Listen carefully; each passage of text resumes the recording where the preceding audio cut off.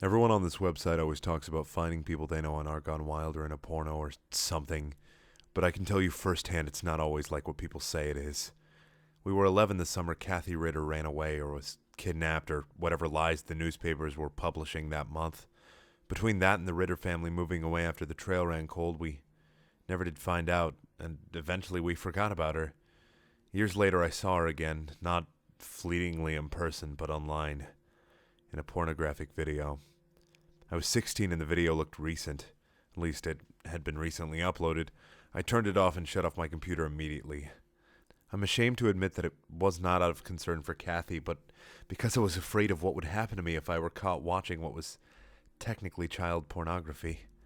It was weeks before curiosity and a sense of stupid teenage heroism, I could be the one to finally figure out what happened to Kathy, overcame me, and I returned to the same website. She was surprisingly easy to find. She was featured in a lot of videos under stage names like Catty Cathy, Kitty, and the like.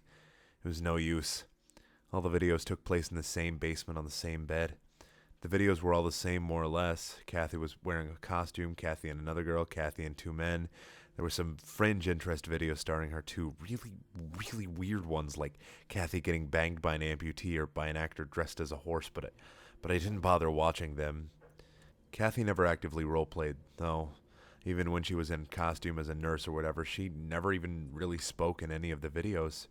I realized that she barely made a sound in any of them, no moaning or heavy breathing.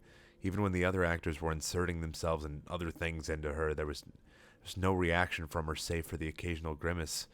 And every once in a very great while, she would look into the camera. It wasn't a look of anger or resentment or pleading as one might expect to see if she had been forced into porn. I finally identified it. It was resignation.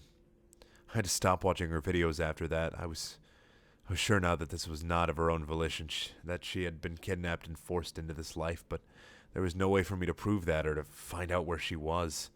I reported the videos to the police, but it came to nothing. They said they had no way of definitively proving who the girl in the video was. I knew it was Kathy. They had just decided long ago she was dead and that the case was cold.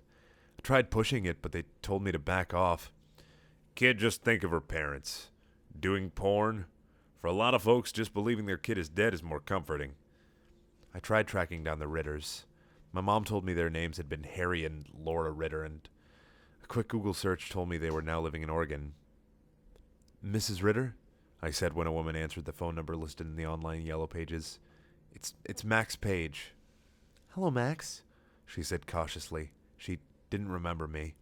We lived in the same neighborhood, I explained. I knew your daughter. I think I found her. The woman listened quietly while I told her what I had found and which website I had found it on. I don't mean to upset you, but your daughter's alive, and I bet you could find her if you went to the police. Click.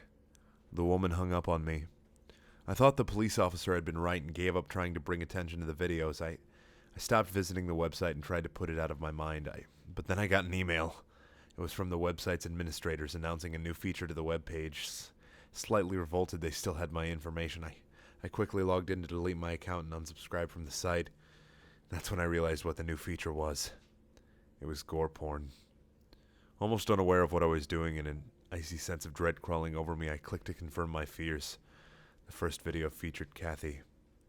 I never wanted to watch it, but I knew I had to, because the title of the video had my name on it. For Max.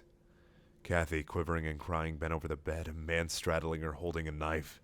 Say what I told you to say, A woman commanded from off-screen. This is for you, Max Page, Kathy said, and then an inhuman shriek as the man split her abdomen with the knife, splattering blood. He plunged his hand into the wound, drawing another scream from Kathy, and pulled until her intestines and at least one of her organs spilled onto the bed. I threw up all over the side of my bed before I managed to turn off the video. Kathy was dead because of me. No one had believed me when I said it was Kathy, and now she was dead. And the woman's voice. I recognized it immediately. It was the same voice that had answered the phone. The voice that belonged to Mrs. Ritter. Thank you guys for watching. Please check out my other videos. They're also things.